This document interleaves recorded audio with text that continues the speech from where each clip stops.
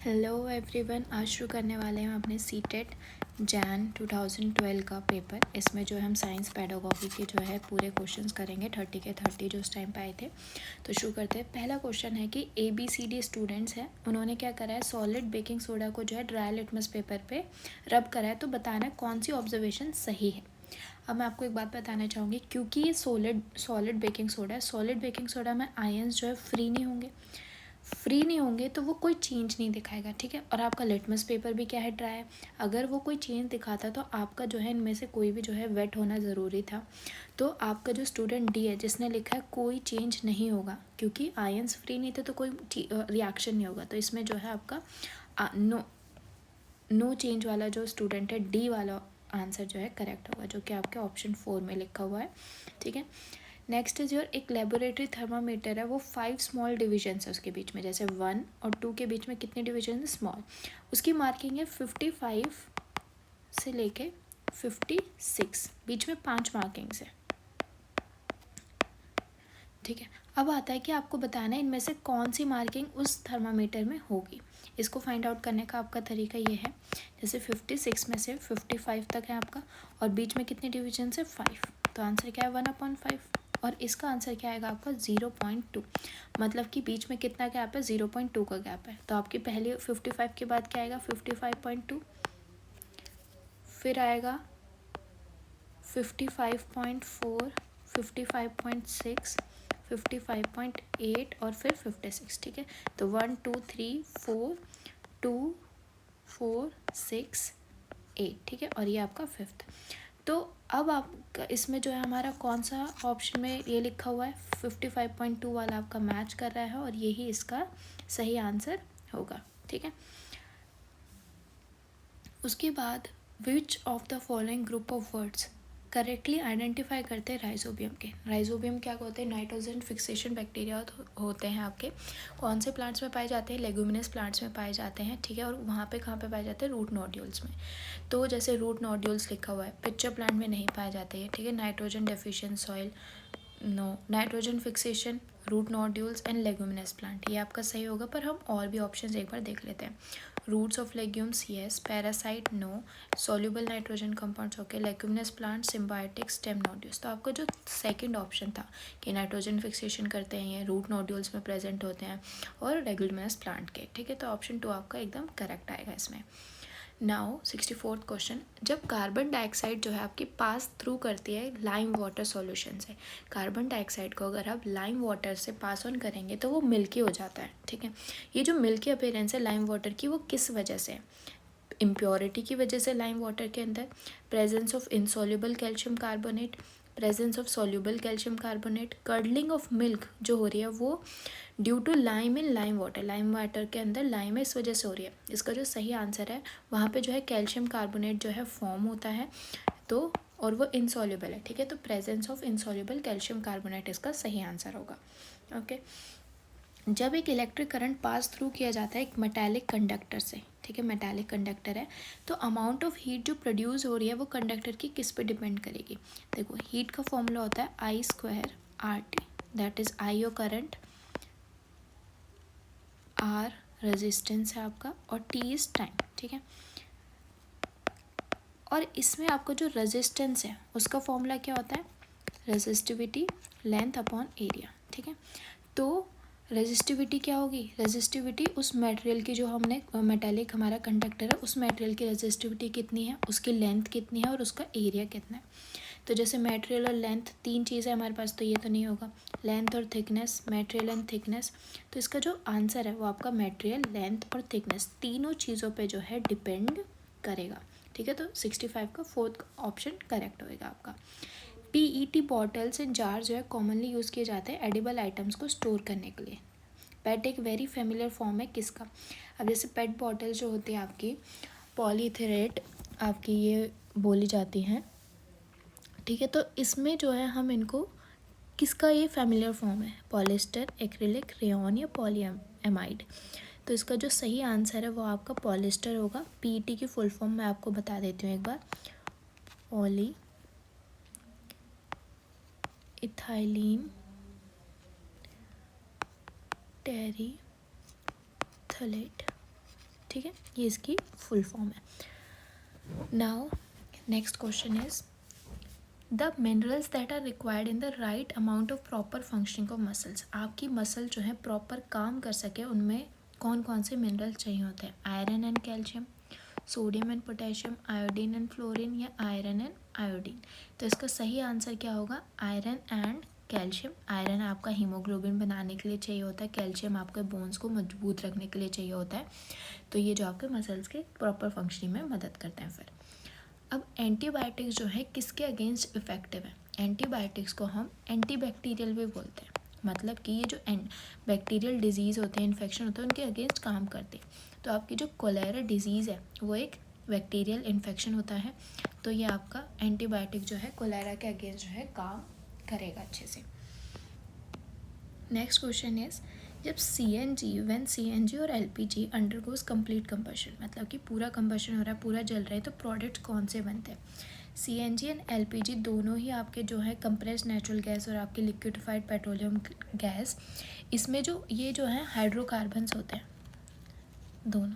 ठीक है, हाइड्रोकार्बन्स का मतलब क्या होता है? इसमें कार्बन और हाइड्रोजन आपको देखने को मिलेगा. और कंबशन हो रहा है मतलब कि ऑक्सीजन के प्रेजेंस में हो रहा है. तो जो मेन प्रोडक्ट्स इसमें बनते हैं वो आपके कार्बन डाइऑक्साइड और पानी बनता है. ठीक है, कार्बन डाइऑक्साइड और पानी. अब आता है the smallest of living organism with cell wall. सबसे छोटा लिविंग ऑर्गेनिज्म जिसकी सेल वॉल है, साइनोबैक्टीरिया, बैक्टीरिया, ईस्ट या एल्गे. तो इसका जो सही आंसर है वो आपका बैक्टीरिया आएगा. ये सबसे छोटा लिविंग ऑर्गेनिज्म है जिसके सेल वॉल प्रेजेंट होती है. 71 question the process of converting sugars into alcohol is known as. Sugar को एल्कोहल में बदलना क्या कहलाता है? होमोजेनाइजेशन, फर्मेंटेशन, पेस्चराइजेशन या स्टेरिलाइजेशन. तो इसका सही आंसर आपका फर्मेंटेशन है. फर्मेंटेशन में हम जो है शुगर्स को अल्कोहल्स में बदलते हैं. ये आपका वाइन बियर मेकिंग में जो है आपका इस्तेमाल होता है. Okay, next question is SI unit of calorific value. Calorific value क्या होती है आपकी? जो एक पर्टिकुलर जो मटेरियल है वो कितनी हीट प्रोड्यूस कर सकता है वो उसकी कैलोरीफिक वैल्यू कहलाती है. Kilo joule per KG, calorie joule per KG या किलो कैलोरी पर केजी. इसका जो सही आंसर है वो आपका किलो जूल पर केजी होगा. Okay, now next question given below are a few chemical process आपके रस्टिंग ऑफ आयरन, मतलब कि जंग लगना आयरन में, कैंडल का बर्न होना, रेस्पिरेशन या फोटोसिंथेसिस. इसमें से कौन सा प्रोसेस जो है स्लो कंबशन है? ठीक है, अब जो स्लो कंबशन मतलब धीरे धीरे हो रहा है, तो जैसे रस्टिंग ऑफ आयरन आपका जो है बहुत ही स्लो प्रोसेस है, और रेस्पिरेशन, इसमें दोनों ये जो प्रोसेस हैं आपके स्लो कंबशन के एग्जांपल होंगे. तो A एंड C आपका ऑप्शन 4 में लिखा हुआ है और ये आपका करेक्ट हो जाएगा. Now 74th question which one of the following man made fibre. इनमें से कौन सा फाइबर जो है आपका आर्टिफिशियल सिल्क कहलाता है? Nylon, rayon, acrylic, polyester. तो इसका सही आंसर जो है आपका रेयॉन कहलाएगा. रेयॉन को हम विस्कोस रेयॉन भी बोलते हैं और आर्टिफिशियल सिल्क भी. ठीक है, इसका जो रॉ प्रोडक्ट होता है वो आपका नेचुरल होता है. रॉ प्रोडक्ट आपका सेलुलोज जैसे हम इस्तेमाल करते हैं इसमें, तो वो क्या है? नेचुरल, जिसकी वजह से इसे क्या बोला जाता है? सेमी सिंथेटिक भी बोला जाता है. ठीक है, ये प्योर सिंथेटिक नहीं है, ना ही ये प्योर नेचुरल है. तो इसे क्या बोला जाएगा? Semi synthetic. इसका दूसरा नाम विस्कोस रेयॉन और आर्टिफिशियल सिल्क है. ओके, नाउ अगर फ्रीक्वेंसी जो है frequency of vibrations of a body is decrease, ठीक है, and it's amplitude is increase, तो क्या होता है? अगर एम्पलीट्यूड हम बढ़ाते हैं, जो लाउडनेस होती है आपकी, लाउडनेस डायरेक्टली प्रोपोर्शनल होती है एम्पलीट्यूड के, और इन्वर्सली प्रोपोर्शनल होती है आपकी पिच के. ठीक है, मतलब कि अगर एम्पलीट्यूड बढ़ रहा है तो लाउडनेस भी बढ़ रही है. तो आपकी लाउडनेस ऑफ साउंड इसमें लिखा हुआ है दोनों चीज़ बढ़ेंगी, पर नहीं, लाउडनेस आपकी बढ़ेगी और जो पिच है, क्योंकि एम्पलीट्यूड बढ़ रहा है तो पिच क्या हो जाएगी आपकी? डिक्रीज़ होगी. पिच आपकी डिक्रीज़ होगी और लाउडनेस आपकी इंक्रीज़ होगी. तो आपका ऑप्शन 4 जो है आपका करेक्ट होगा. ठीक है, जो डाइटरी फाइबर्स होते हैं, नेक्स्ट क्वेश्चन है, जो डाइटरी फाइबर्स होते हैं उन्हें क्या बोलते हैं? आर कॉल्ड रफेज, या वो सेलुलोज और प्रोटीन से बनते हैं, या वो कोलेजन फाइबर से बनते हैं, या वो प्रोटीन से बनते हैं.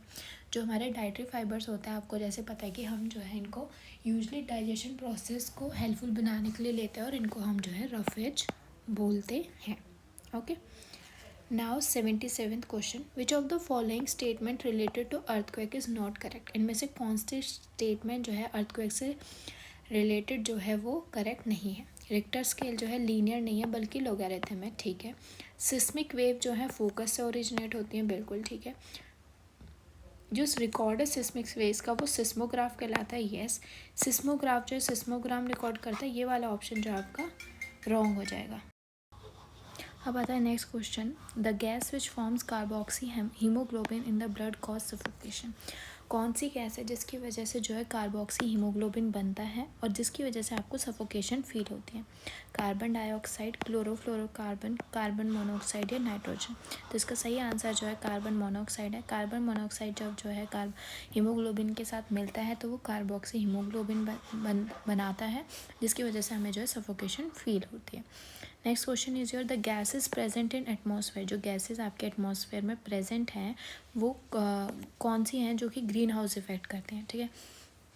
तो इसका जो आंसर है आपका carbon dioxide, sulphur dioxide, methane, nitrous oxide, oxygen, water vapour, methane water vapour and carbon dioxide. इसका जो ये थर्ड ऑप्शन है वाटर वेपर भी आपके ग्रीन हाउस इफेक्ट में आती है. कार्बन डाइऑक्साइड एंड मीथेन तीनों ही आपकी ग्रीन हाउस इफेक्ट जो है के लिए रिस्पॉन्सिबल है. अब आता है आपका next question 80, in order to determine acidic, basic और न्यूट्रल कैरेक्टर ऑफ सॉल्यूशन. अगर आपको डिटरमाइन करना है कि वो एसिडिक है, बेसिक है या न्यूट्रल है, एक स्टूडेंट ने जो है फॉलोइंग ऑब्जर्वेशन करी और बताना है आपको कौन सा केस में वो सही था. NaCl आपका क्या है, सोडियम क्लोराइड एक बेस है. लाइम वाटर भी आपका क्या है, एक बेस है. ठीक है. विनीगर क्या है आपका, एसिड है. एंड वॉशिंग सोडा आपका बेस है. तो जैसे कि आप देख पा रहे हैं कि यहाँ पे ये एसिडिक लिखा है, ये रॉन्ग हो जाएगा, ये भी रॉन्ग हो जाएगा, ये भी रॉन्ग हो जाएगा क्योंकि यहाँ न्यूट्रल लिखा है दोनों में. तो यहाँ बेस आना चाहिए था, एसिडिक, बेसिक, न्यूट्रल, और इस वाले में बेस लिखा है. ठीक है. अब जैसे कि मैं पता है रेड लिटमस को बेस क्या कर बना देगा, ब्लू बना देगा. ये भी सही लिखा हुआ है. ब्लू को वो ब्लू में कोई चेंज होगा क्योंकि वो ऑलरेडी ब्लू ही है. तो ये वाला भी सही है. तो आपका केस डी एकदम करेक्ट है. तो ऑप्शन 4 आपका सही आएगा. नाउ 81 क्वेश्चन, एक science teacher is A science teacher is interested to focus more on acquisition of process skills by the learners. Which of the following method जो है टीचिंग का कौन सा प्रेफर होगा अगर उसे ये ऑब्जेक्टिव जो है टीचर को अचीव करना है. तो जैसे असाइनमेंट कम क्वेश्चनिंग मेथड, लेक्चर कम डिस्कशन, प्रोजेक्ट कम लेबोरेटरी या लेक्चर कम डेमोन्स्ट्रेशन. तो जो इसका सही आंसर होगा वो आपका प्रोजेक्ट कम लेबोरेटरी होगा. जैसे कि प्रोजेक्ट और लेबोरेटरी दोनों ही ऐसे मेथड है जिसमें बच्चा जो है बहुत ज़्यादा इन्वॉल्व होता है, उसका माइंड यूज़ होता है, वो अपनी खुद से चीज़ों को जो है एक्सपीरियंस कर पाता है. तो ये आपका सबसे सही ऑप्शन होगा. Okay. Now next question is 82, which one of the following is most suited the development of scientific skills. Scientific skills को बढ़ाने के लिए सबसे बेस्ट तरीका क्या है. साइंस क्विज कंडक्ट करना, फील्ड विजिट ऑर्गेनाइज करना, कंडक्टिंग साइंस ओलंपियाड या परफॉर्मिंग लेबोरेटरी वर्क. जैसे फील्ड विजिट और लेबोरेटरी वर्क दोनों ही ऐसे ऑप्शन है मतलब कि करेक्ट हो सकते हैं, लेकिन जो सबसे बेस्ट है वो आपका लेबोरेटरी वर्क है जहाँ पे बच्चा खुद से जो है अपने जो एक्सपेरिमेंट्स है वो कर रहा है, जो थ्योरी कॉन्सेप्ट्स हैं उनको क्लियर कर रहा है. ठीक है.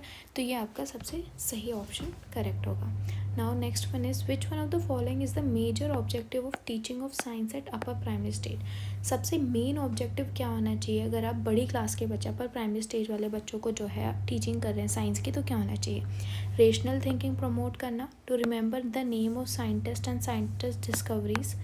उसके बाद to learn important facts and formulae, to develop proficiency in solving exercise given at the end of the chapter. जो इसका सबसे सही आंसर है वो आपका आएगा रेशनल थिंकिंग प्रमोट करना. रेशनल थिंकिंग में क्या होता है, आपकी जो थिंकिंग है वो रीजंस और फैक्ट्स पे बेस्ड होती है. ठीक है.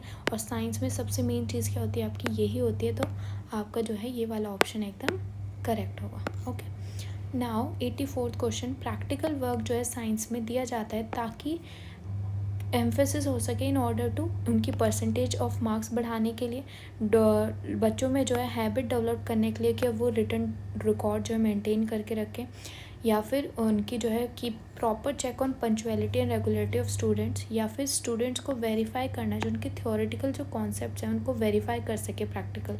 अब जैसे जो भी टीचर ने थ्योरी में पढ़ाया है बच्चों को लेक्चर के थ्रू, जिस भी थ्रू, अब उसको वो जो है कैसे वेरीफाई कर सकता है थ्रू द प्रैक्टिकल वर्क। तो मेनली जो प्रैक्टिकल वर्क है वो इसीलिए किया जाता है। तो ऑप्शन 4 आपका जो है एकदम करेक्ट आएगा। Now 85th, project method in teaching in science suited. Project method जो आपका साइंस में दिया जाता है वो सूटेड है most to understanding the basic concept of science and enhance numerical abilities जो है स्टूडेंट की वो बढ़ाने के लिए, रीजनिंग स्किल जो है स्टूडेंट की वो मजबूत करने के लिए, या फिर साइंटिफिक जो मेथड है वर्किंग का उसको प्रमोट करने के लिए। तो आपका साइंटिफिक मेथड ऑफ वर्किंग जो है उसको बढ़ाने के लिए, उसको अच्छा करने के लिए ये प्रोजेक्ट मेथड दिया जाता है आपका। Now 86th question, constructivist approach in teaching of science refers to. इसका मतलब क्या होता है साइंस में? अप्लाइंग डिफरेंट मैथमेटिकल जो फॉर्मूले हैं सॉल्विंग प्रॉब्लम्स के लिए वो अप्लाई करना, नो। प्रोवाइडिंग एक्सपेरिमेंटल लर्निंग जो है स्टूडेंट्स को प्रोवाइड करना, yes. Providing more and more reading material to student, no. Providing additional academic जो हेल्प प्रोवाइड करना बच्चों को, वीक स्टूडेंट्स को प्रोवाइड करना। तो कंस्ट्रक्टिव अप्रोच का जो आंसर है वो आपका एक्सपेरिमेंटल लर्निंग जो है बच्चों को प्रोवाइड करना वो आएगा, ताकि बच्चे जो है एक्सपेरिमेंटल के थ्रू जो लर्न करेंगे वो उनका बेस्ट जो है तरीका होगा, आप बोल सकते हैं उनको सब चीज़ समझाने का, क्योंकि वो खुद से इन्वॉल्व है वहाँ पे। Okay, which one of the following is a key feature of formative assessment in science. Formative assessment का की फीचर क्या है? ये एंड ऑफ द ईयर होता है, डायग्नोस्टिक है ये नेचर में, ये जो है साइंटिफिक जो टेम्पर है स्टूडेंट्स का वो डेवलप करता है, या फिर प्रैक्टिकल स्किल जो है बच्चों की वो बढ़ाता है। तो फॉर्मेटिव असेसमेंट में आपको प्रैक्टिकल स्किल्स से तो नहीं आ सकते, ठीक है। ये जो है डायग्नोस्टिक है नेचर में। डायग्नोस्टिक का मतलब क्या होता है? जैसे अगर हमें पता होगा कि बच्चे के अंदर क्या कमी है, तो हम जो है वो हमें कब पता चलेगा? असेसमेंट के थ्रू पता चलेगा, तो फिर हम उसको जो है बच्चे की ठीक कर सकते हैं। अब आता है next 88 question, summative assessment science में वो मेनली फोकस किस पे करना चाहिए? प्रैक्टिकल स्किल्स पे, इम्पॉर्टेंट जो है थियोरेटिकल कॉन्सेप्ट है उनका टेस्ट लेके, या उसके ऑब्जर्वेशन स्किल्स असेस करके, या वो एरिया डायग्नोस करके, वो एरियाज ठीक करके जिसमें जो बच्चे को दिक्कत है पढ़ने में, समझ नहीं आ रहा है वो, तो ये इसका सही आंसर होगा। Okay, now 89 question, one of the main limitation. Limitation का मतलब होता है क्या? एक आपको मेन जो कमी है प्रोजेक्ट मेथड में टीचिंग साइंस में वो क्या हो सकती है? कि स्टूडेंट को बहुत ज़्यादा excessive mental and physical work करना पड़ता है, साइकोलॉजिकल मेथड है ये एक, ठीक है। नॉलेज जो है इसमें सिक्वेंशियल मैनर में नहीं चाहिए होती है आपको। जो इंटीग्रेशन है कॉन्सेप्ट का, वेरियस सब्जेक्ट कैन बी, मतलब बहुत सारे जो कॉन्सेप्ट है एक साथ मिलके इसमें आप बच्चों को मतलब कॉन्सेप्ट जो है समझ सकता है। तो इसकी जो कमी है वो आपकी क्या आएगी? The students have to do excessive physical and mental work करना पड़ जाता है इसमें बच्चों को। ओके, आज की क्लास का लास्ट क्वेश्चन है आपका ये, assessment in science should focus more on testing the ability of student to. Assessment जो होता है साइंस में उसमें बच्चों की क्या एबिलिटी वो टेस्ट करे ज़्यादा, फैक्ट एंड प्रिंसिपल जो साइंस के उसको करेक्टली लर्न है कि नहीं, अंडरस्टैंडिंग जो कॉन्सेप्ट्स उसने समझे हैं उनको अप्लाई कर रहा है वो, अनफेमिलियर सिचुएशन है एवरीडे लाइफ, या फिर open ended questions, sufficiently equipped for higher learning के लिए वो है कि नहीं केपेबल। तो आपका ऑप्शन 2 कि वो जो कॉन्सेप्ट उसने अंडरस्टैंड करे हैं वो अनफेमिलियर जो सिचुएशंस आ रही हैं उसकी एवरीडे लाइफ में उन पे अप्लाई कर रहा है या नहीं, ठीक है। ये क्लास यहीं ख़त्म होती है। हमारा 2012 का पेपर जो है वो भी आपका डन हो चुका है, ठीक है। Thank you so much. अगर आपको ये वीडियो पसंद आई है तो प्लीज़ लाइक एंड कमेंट ज़रूर करें और अपने दोस्तों के साथ शेयर करें। Bye bye.